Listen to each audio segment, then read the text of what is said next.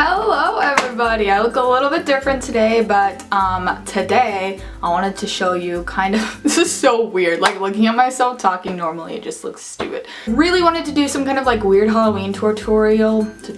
Been obsessed with The Walking Dead, but The Walking Dead specific makeup is like really hard to do. So I decided to do like a different thing.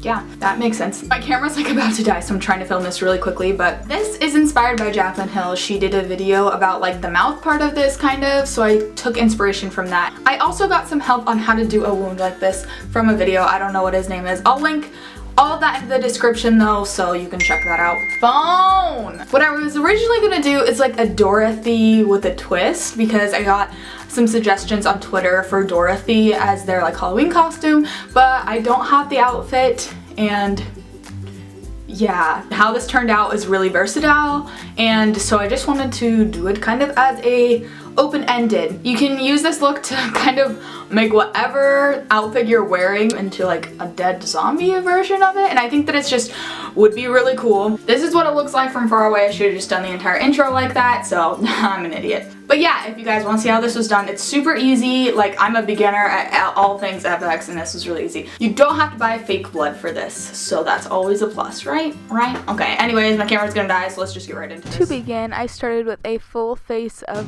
foundation. Well, I actually just used a lighter color concealer, and I looked so pale, it looked funny because I kind of looked like a zombie at this point just with how dark my features are and how pale my skin was. But yeah, you just want to make your face pale. Yeah, pretty self-explanatory. I then began with my eyebrows. I just did them normally. I would just do them however you do them. I don't have a specific eyebrow routine. My eyebrows have not been that great recently, so this is just what I did. And I always set my eyebrows with a clear brow gel. Well, actually, it's just clear mascara. Then I just took a slightly cooler tone shadow and put it in my crease. It looks almost warm toned, but the one that I used is from the Naked 2 palette. I don't really know exactly what it's called, but just any cooler tone shadow to define your crease will work fine. Kind of make your eyes look sunken in.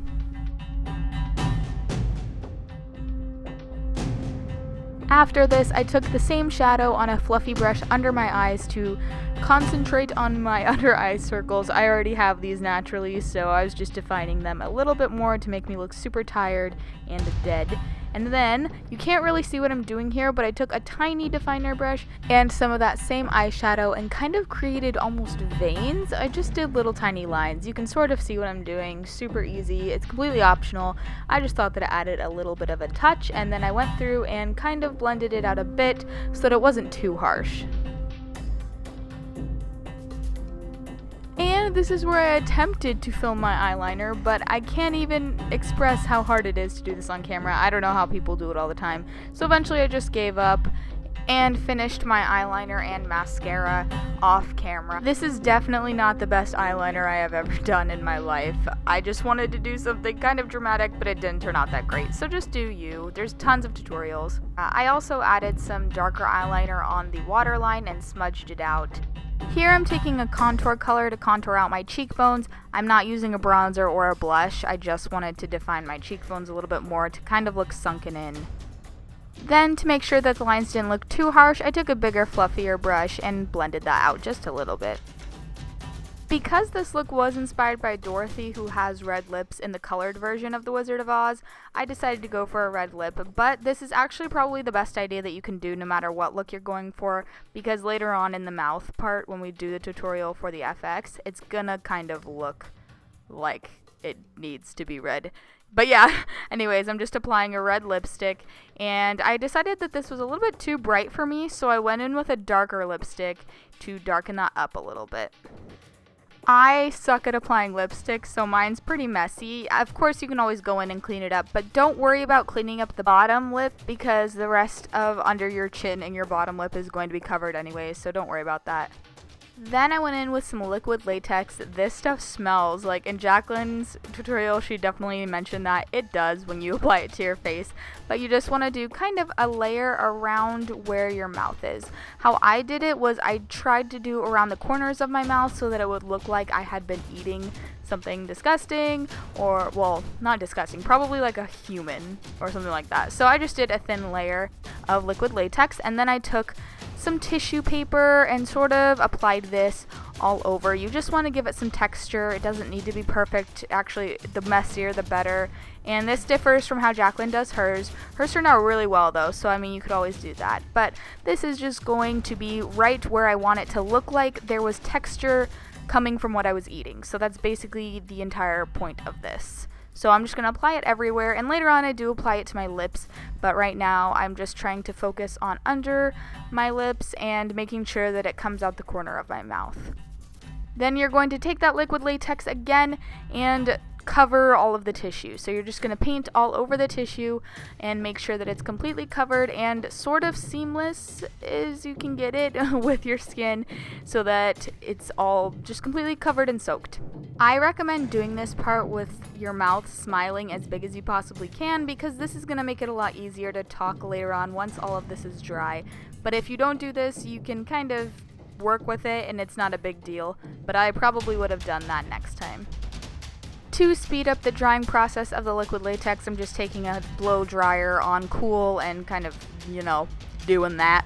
After it is completely dry, you just want to go in with the same foundation that you were using and apply it. As I said, I used concealer, so I'm just applying this all over the white parts and blending it out with a foundation brush just to make sure that it sort of blends in and there's no completely white parts. I forgot to powder this, but you probably should do that before you go ahead and paint, but it didn't really make a huge difference. So here I'm just painting this with some red face paint. This is just kids face paint that I got at Hobby Lobby, so nothing special, and it was super cheap. So I just went ahead and painted all of that red because it's going to be our base. And then I went in with a little bit of black because it looks obviously not really like blood. So we're going to go in with the black and make it defined and a little bit darker just until you are happy with the sort of base that you have. And here is where you get to apply the fake blood. And by fake blood, I literally just mean corn syrup with a couple drops of red food coloring and maybe a toothpick dipped in blue coloring and then mixed in. I learned this trick from a YouTube video. If I can find it, I'll link it. I'm not really sure, but this is well known. Actually, The Walking Dead uses corn syrup for a lot of their blood, so that's always interesting to note as well. And if it gets in your teeth, if it gets in your mouth, it doesn't really matter because it's just sugar, so it's really no big deal. This is where I decided that I didn't like the contrast between my lips and below my lips, so I just did the same thing with adding liquid latex, and then the tissue, and redoing the liquid latex, drying it, and adding the paint and fake blood. So it's really super easy, and it just blends everything together a little bit better.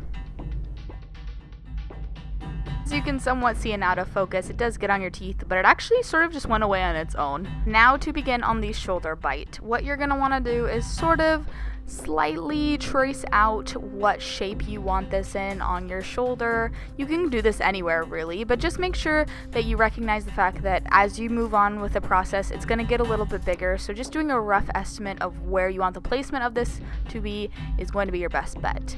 And then I'm just going to take the same thing with tissue. You want to make sure this is 1-ply, by the way, so you'll rip apart the tissue, not in half, but you know what I mean, like take apart both plies. And then I just applied it around the sides of the wound, sort of, just around the perimeter a bit. It doesn't need to be clean or anything like that, but then after you finish that, you're just going to want to go in with the liquid latex again and make sure that you paint everything down so that it is sort of seamless. You want this to blend with your skin so it looks like it is your skin rather than just something on top of your skin. And so yeah, just keep blending and painting over that. Make sure, by the way, a little tip, do not use a brush that you enjoy for this because the latex will ruin the brush. I have a specific brush that I use for the latex. But yeah, then you're basically just gonna, dry it up again. You can use the hair dryer. This speeds it up a lot and helps out a bunch.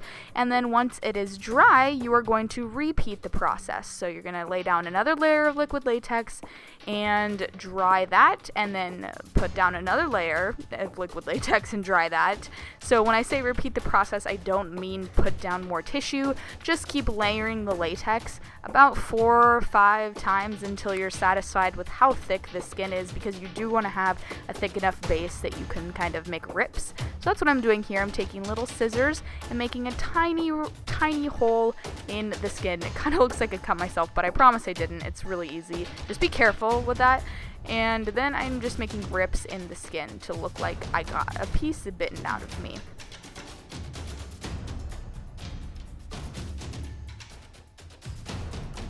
Here I am going in with a foundation that matches my skin tone somewhat, and doing the same thing we did on the mouth, just to make sure that we get rid of all the white spots and that it creates a somewhat seamless base, and then I'm powdering it with a translucent powder.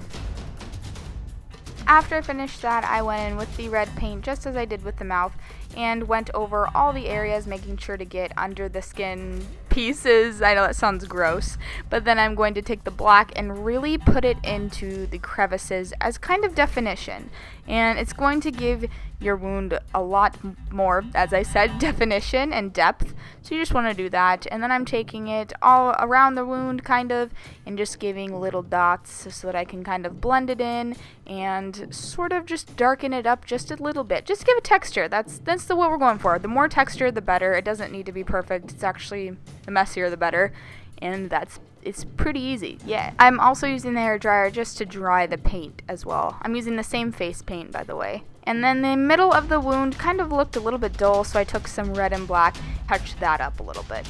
Then I went in and buffed some green, purple, black, whatever colors eyeshadows in, and this is just supposed to look like bruising, because if you don't do this, it does look a little bit bland. So I really highly recommend you buff in a little bit of bruising colors to give it that effect. And of course, it's time to add the fake blood, so I'm really just stippling this on. You can kind of do it super messy. The messier, the better, as I stated before, because, zombies aren't that clean when they rip open human flesh, so you can totally mess around with this. I also decided to add some drips from when it would have been bleeding and dripping down my arm, and these looked really cool. I was pretty happy with them. They could have looked a little bit messier, but I'm also not a professional, so it doesn't matter too much. And then I just went back in with the black paint and added this to anywhere that needed a little bit of depth or was lacking, and you could see my skin showing through. So yeah.